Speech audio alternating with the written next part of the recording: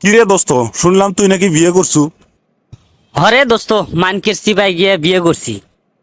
ভাবছিলাম ইন্টার পাসটা করে একটা সরকারি চাকরি নিয়ে তারপরে বিয়ে করবো, কিন্তু শালি টুম্পা আমার কোনো কথাই শুনলো না। আমাকে জোর করে ডেকে নিয়ে গেল ওর বাড়িত। ওর বাপ মাও কেউ আছিল না বাড়িত। নিয়ে যা দিয়ে ওই ফাঁকা জায়গা যা দিয়ে ওর ঘরের মধ্যে ইটিস পিটিস করবে যা দিয়ে ধরা খাইলাম। ধরা খায় বিয়ে করে দিছে।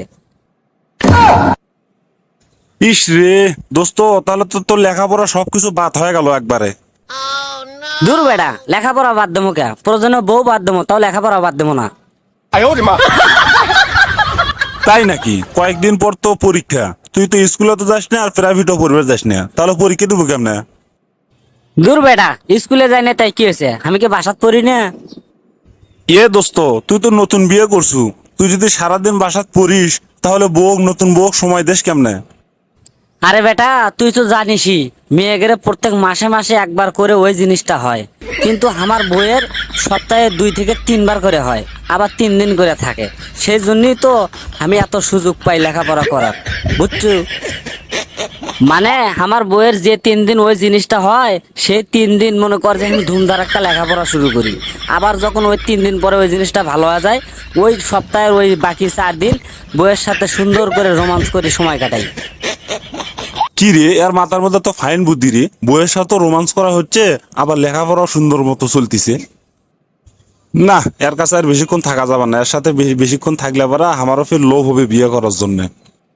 দোস্ত থাক, আমি একটু স্যারের কাছ থেকে ঘুরে আসি, স্যারের থেকে একটু বাংলা রচনা দেখে নিয়ে আসি।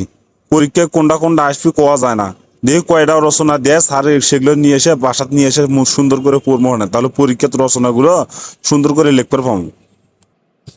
এ বেটা, তুই যে কি কোস? এখনই কি স্যারের কাছে রচনা দেখে নিবে যাওয়া লাগবি? তোর গার্লফ্রেন্ড মর্জিনা আছে না? মর্জিনার নাম দিয়ে তুই তোর খাতায়, পরীক্ষার খাতায় রচনা লিখবু, তাহলে তো হয়ে যায়, তাহলে তো আর স্যারের কাছে যাওয়া লাগে না।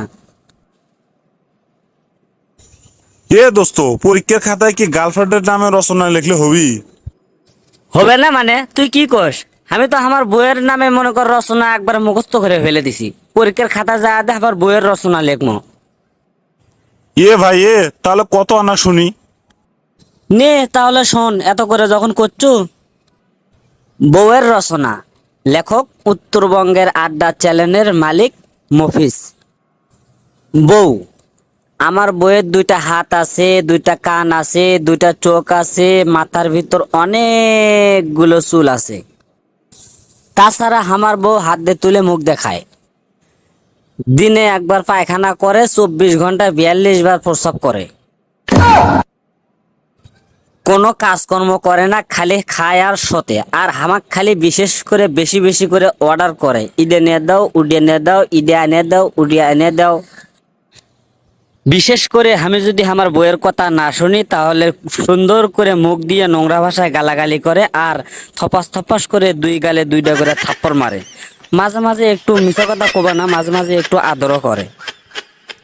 আর বিশেষ করে আমার বইয়ের 2টা বয়ফ্রেন্ড আছে, সকালে একজনের সাথে দেখা করে, বিকেলে একজনের সাথে দেখা করে, আর রাত করে আমাকে মাঝে মধ্যে সময় দেয়।